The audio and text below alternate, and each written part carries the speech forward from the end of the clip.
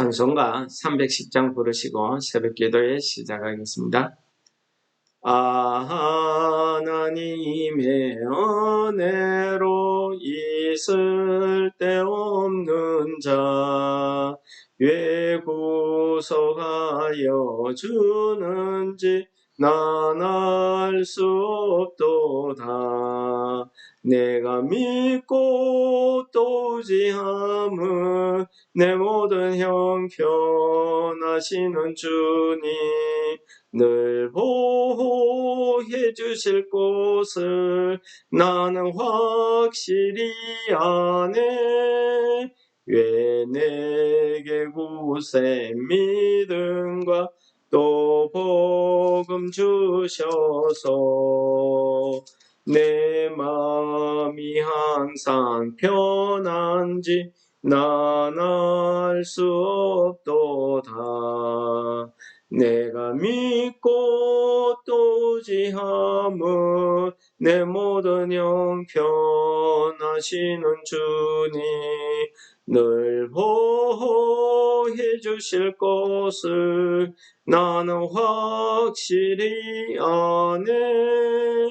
왜 내게 성령 주셔서 내 마음 감동해 주 예수 믿게 하는지 난 알 수 없도다. 내가 믿고 또 의지함은 내 모든 형편하시는 주님 늘 보호해 주실 것을 나는 확실히 아네.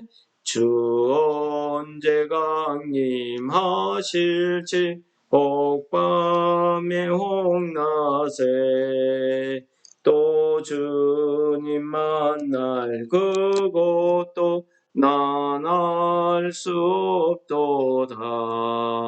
내가 믿고 또 의지함은 내 모든 형편하시는 주님 늘 보호해 주실 것을 나는 확실히 아네.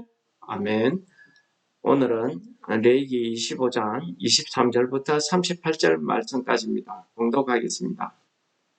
토지를 영구히 팔지 말 것은 토지는 다 내 것입니다. 너희는 거류민이요 동거하는 자로서 나와 함께 있느니라.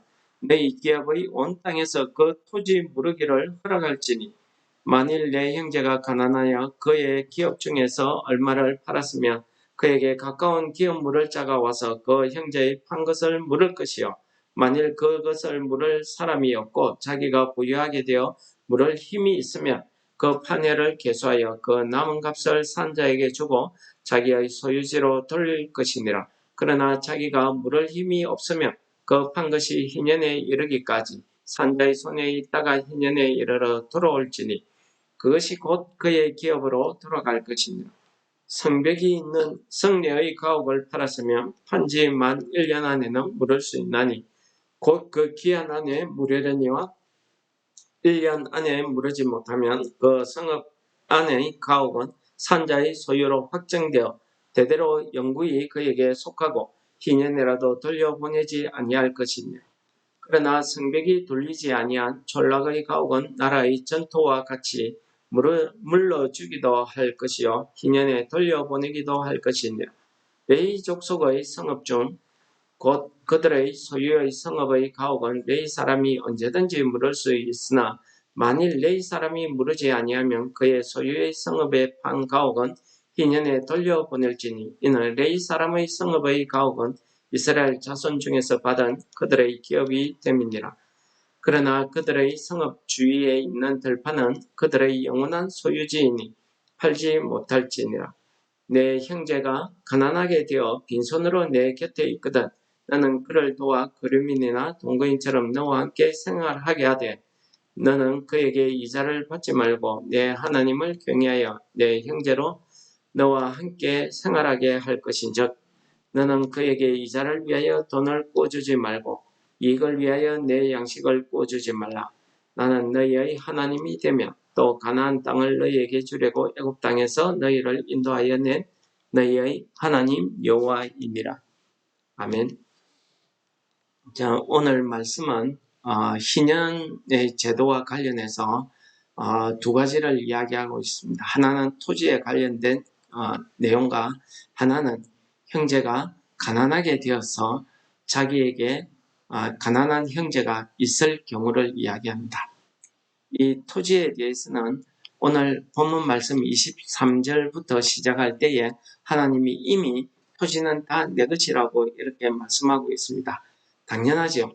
온 세상 천지 만물이 다 하나님이 창조하셨으니 토지도 하나님이 만드신 것이니 하나님 것이 당연합니다. 우리는 이러한 당연한 토지를 마치 이 땅에 살면서 내 것처럼 내가 영원히 살 것처럼 이렇게 합니다. 그래서 23절에 뭐라 합니까? 너희는 거류민이라고 이야기합니다. 너희는 동거하는 자로서 나와 함께 있다고 말씀하고 있습니다. 거류민은 나그네입니다. 임시 거주자입니다. 자기의 주거지가 없습니다. 그러므로 우리는 하나님의 백성은 이 땅에서 거류민입니다. 하나님께서 주신 그 기업의 토지를 내가 청지기 개념으로 맡아서 관리할 뿐이지 그것이 내 것이 아니라는 사실을 오늘 말씀이 분명히 이야기합니다. 그러므로 이 토지를 사고 팔지 못한다고 하나님께서 이야기하시는 겁니다. 그래서 희년이 되면은 다시 원소유주에게로 돌려주라는 것입니다. 이것은 왜 그렇습니까? 오늘 38절 마지막 절에 보면은 가나안 땅을 너희에게 주려고 애굽 땅에서 인도하여 내었다고 합니다. 이 가나안 땅은 하나님께서 각 지파에게 골고루 분배해 주셨습니다.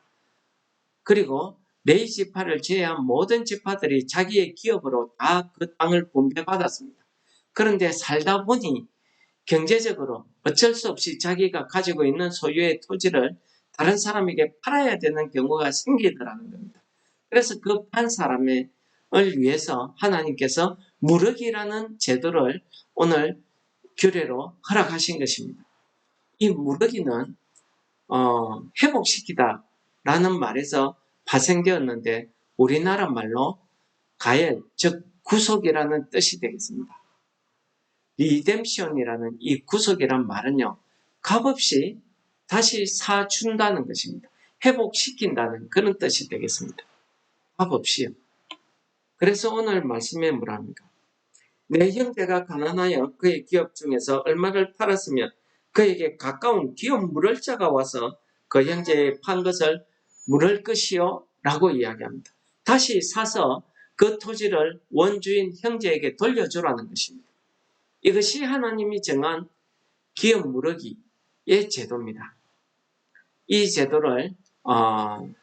제도를 하나님께서 만드시고 이 제도의 기업 물을 자들을 고엘이라고 이렇게 이야기합니다. 이렇게 토지를 사고 파는 것은 다 하나님의 것이기 때문에 하나님의 뜻에 맡겨져 있습니다. 이런 아무리 팔았다 하더라도 희년이 되면은 원소유주에게로 돌려주라는 것입니다. 이게 하나님이 정하신 규례입니다. 우리 성경 역사, 특히 구약의 역사들을 쭉 보면은 하나님께서 이 희년의 제도를 말씀하셨는데, 성경 역사에서는 이 토지 거래에 대해서 어떻게 말씀하시는지 그 예들이 여러 가지 예들이 나와 있습니다. 그 중에서 가장 유명한 예가 있어서 하나 알려드리도록 하겠습니다. 열왕기상 21장에 가면은 북이스라엘 본문에서는 이스라엘 혹은 사마리아의 왕 이렇게 나오죠. 아합이라는 사람이 있습니다. 이 아합이 사마리아에 있는 왕궁을 건축하다 보니까 그 왕궁 옆에 하필이면 나봇이라는 사람의 포도원이 있는 거예요. 그래서 그 땅을 사서 좀 더 이렇게 그 포도원이 자기의 정원처럼 이렇게 하고 싶은 거예요. 가지고 싶은 거예요. 그래서 찾아가서 나봇에게 내가 값을 후하게 쳐줄 테니까 그 땅을 팔아라 합니다. 나봇이 이렇게 이야기합니다. 나봇이 아합에게 말하되 내 조상의 유산을 왕에게 주기를 여호와께서 금하실지로다 하니 이게 뭔 말입니까? 나봇이 이야기하는 것은 바로 이 하나님께서 이 땅을 우리 조상들의 기업으로 나누어 주셨다는 것입니다. 원소유라는 것입니다. 그래서 왕이 사봤자 2년이 되면 다시 나한테 돌려줄 것이니까 안 된다는 거죠. 그리고 땅은 하나님의 것이기 때문에 우리가 돈을 주고 땅을 사고 팔 수는 없다는 것을 나봇이 지적한 겁니다. 어떻습니까? 아합 왕보다는 이 나봇이라는 백성이 하나님의 규례를 더 잘 지키고 있는 것 같지 않습니까? 그래서 나봇이 팔지 않습니다. 이것 때문에 아합 왕이 고민합니다. 그러자 아합 왕의 아내인 이세벨이라는 그 여왕이 어떻게 합니까? 사람을 시켜서 나봇을 죽여버립니다. 돌로 쳐 죽입니다. 죄를 뒤집어 씌워서 돌로 쳐 죽여버립니다.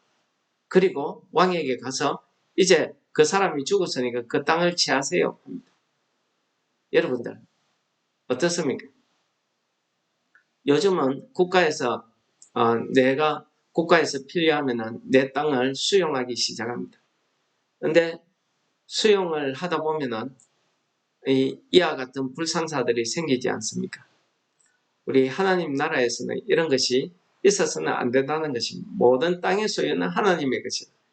또 한 가지는요, 레위 사람에 관한 규례지요. 레위 사람의 땅은 레위 사람이 어쩔 수 없이 무르긴 이렇게 팔기나 할 수 있으나 결국은 희년에 돌려줘야 되는 땅이고, 또 레위 사람이 팔 수 있는 땅은요, 그의 가옥은 팔 수 있는데 그가 가옥 외에 옆에 주변에 먹고 살아야 되는 토지가 있었다고 합니다. 논밭이 있었다고 하는 거죠. 그 논밭은 토지는 팔지 못하게 되어 있습니다. 왜 그렇습니까? 그 레위 사람이 먹고 살아야 되는 최소한의 생계 수단이기 때문입니다. 그래서 하나님이 팔지 말라고 하죠. 또 하나님이 집을 살고 파는 데 대해서도 말씀하고 있습니다. 집을 사고 팔 때에 성벽 있는 성벽을 기준으로 해서 성 안에 있는 집에 대해서는 하나님께서 이 희년의 제도를 적용치 않습니다. 그래서 만약에 성 안에 있는 집을 사고 팔 때에는 1년 안에 다시 사든지 안 그러면은 그 집을 산 사람의 영원한 소유가 되어서 희년이 되어도 돌려주지 말라고 합니다. 이건 왜 그렇습니까? 그 당시 시대에 성 안에 집을 가지고 있다는 것은 아주 잘 살거나 힘이 있거나 부유한 사람입니다. 그래서 하나님께서 이러한 힘있고 부유한 사람에 대해서는 이 무르기의 제도를 적용치 않고 있습니다. 대신에 성 밖에 있는 것은 어떻습니까? 언제든지 무르기 할 수 있다고 하나님께서 말씀하고 있습니다. 결국 이 무르기 제도는 우리가 하나님께서 힘없고 가난한 백성들을 위해서 그들을 향한 하나님의 사랑, 즉 하나님의 긍휼하심이라고 말씀드릴 수가 있겠습니다. 우리도 마찬가지입니다. 우리도 죄에서 구속함을 받았다고 고백하고 있지 않습니까? 어떻게 해요? 하나님께서 예수 그리스도의 보혈의 피로 우리를 값주고 샀다는 것입니다. 그래서 무르기입니다. 오늘 또 한 가지 내용에 무엇이 나옵니까? 동거래가 나옵니다. 동거래 할 때에는 형제에게 대해서는 동거래를 할 때에 이자를 받지 말라는 겁니다. 재산 정식을 위해서 이자 받지 말고 가난한 형제가 있거든 내 가족, 내 식구처럼 그와 함께 살도록 해라. 그와 함께 살아라. 그리고 이자를 받지 말고 빌려주라는 그냥 주라는. 여러분 어떻습니까? 이것이 하나님의 긍휼입니다. 이것이 하나님께서 오늘 물을진이라 하는 기업 물을자의 제도를 마련하신 것입니다. 이 기업 물을자의 제도의 예가 나오는 성경이 한 군데 있습니다. 룻기스입니다. 룻기스는 룻이라는 이방 여자가 나오미라는 홀 시어머니를 따라서 와서 홀 시어머니의 고향에서 먹고 살기 위해서 노력하던 중에 시어머니가 그에게 가르쳐준 내용입니다. 그래서 룻은 보아스의 밭에 가서 일하다가 시어머니의 시킴을 듣고 시어머니가 시키는 대로 보아스가 밭에서 추수하다가 자고 있는 보아스의 곁에 가게 됩니다. 그리고 새벽녘에 보아스가 여인을 발견하고 누구냐고 물었을 때에 룻이 하는 대답이 이겁니다. 이르되 내가 누구냐 하니 대답하되 나는 당신의 여종 룻이오니 당신의 옷자락을 펴 당신의 여종을 덮으소서. 이는 당신이 기업 물을 자가 됨이니이다 하니 어떻습니까? 이것이 바로 기업 물을 자입니다. 이 기업 물을 자의 제도 때문에 이방 여인 룻이 예수 그리스도의 조상이 되는, 즉 다윗의 할머니가 되는 이러한 은혜를 입었다는 것입니다. 그러므로 이 기업 물을 자의 이 제도는 하나님 나라 안에서 택한 백성, 이스라엘, 이방인 상관없더라는 것입니다. 하나님의 은혜를 받은 사람, 하나님의 긍휼을 입은 사람은 누구나 그에게 이 기업 물을 자의 규례가 적용되더라는 사실을 오늘 본문 말씀이 가르쳐 주십니다. 마지막으로 계시록 5장 9절 10절의 말씀을 읽어드리고 말씀을 마치려고 합니다. 그들이 새 노래를 불러 이르되 두루마리를 가지시고 그 인봉을 떼기에 합당하시도다. 일찍이 죽음을 당하사 각 족속 방언과 백성과 나라 가운데서 사람들을 피로 사서 하나님께 드리시고 그들로 우리 하나님 앞에서 나라와 제사장들을 삼으셨으니 그들이 땅에서 왕노릇 하리로다 하더라. 이게 무슨 말입니까? 계시록 5장에 나타난 하나님 나라에 일어났던 일을 사도 요한이 보고 이야기하는 내용입니다. 하나님 보좌 앞에서, 그 어린 양의 보좌 앞에서 나팔을 부는 네 천사와 24장로들이 그들이 말하더라는 겁니다. 뭐라고요? 두루마리를 가지시고 인봉을 떼기에 합당하시도다. 일찍이 죽음을 당하사 각 족속 방언과 나라 백성과 나라 가운데서 사람들을 피로 사서 하나님께 드리시고, 그러니까 여기에는 하나님의 택한 백성, 이스라엘 민족만, 하나님이 택한 사람만 아니라는 겁니다. 각 족속입니다. 어떤 말을 사용하든지 누구든지 모든 나라 가운데서 하나님이 예수 그리스도의 피로 사신 모든 사람들, 예수 그리스도의 보혈을 믿는 모든 사람들을 하나님께 드렸다는 것을 찬송하고 있는 것 아니겠습니까? 그리고 어떻게 한다는 겁니까? 우리 하나님 앞에서 그들을 나라와 제사장들을 삼으셔서 이 하나님의 땅에서 그들이 왕노릇 하도록 하리로다 하는 것입니다. 이것이 구원받은, 구속받은 우리에게 주어진 하나님의 긍휼, 하나님의 축복입니다. 오늘 하루를 우리가 이 하나님의 긍휼, 이 하나님의 축복, 하나님 나라 안에서 우리가 왕노릇하게 되더라는 사실을 소망하며 오늘 하루도 기업 물을 자의 제도를 허락하신 이 하나님의 그 긍휼하신 그 사랑의 정신을 우리가 이어받아서 오늘 하루를 산다고 하면은 우리가 하나님 앞에, 사람 앞에 거룩한 삶을 살 수 있을 것이라고 믿습니다. 기도하겠습니다. 사랑의 하나님 아버지 감사합니다. 하나님의 택하신 백성, 이스라엘 백성들에게 희년의 제도를 말씀하시면서 기업 물을 자의 규례를 허락하신 것처럼 오늘 우리에게 이 말씀을 통해서 우리로 하여금 이 땅에서 기업 물을 자의 제도로, 기업 물을 자의 모습으로, 기업 물을 자로서 이 땅을 오늘 하루를 살아가도록 명령하신 그 명령을 우리가 감당할 수 있도록 성령 하나님, 우리 안에 하나님의 사랑이 하나님 나라 안에서 우리가 왕노릇하게 된다는 그 믿음의 소망이 풍성해지는 하루 되게 허락하여 주시옵소서. 예수님 이름으로 감사기도 드립니다. 아멘. 하늘에 계신 우리 아버지, 이름이 거룩히 여김을 받으시오며 나라의 임하시오며 뜻이 하늘에서 이룬 것 같이 땅에서도 이루어지 오늘날 우리에게 일용할 양식을 주옵시고 우리가 우리에게 죄지은 자를 사하여 준 것 같이 우리 죄를 사하여 주옵시고 우리를 시험에 들게 하지 마옵시고 다만 악에서 구하옵소서.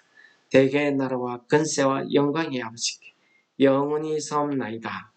아멘. 우리 기도하시겠습니다.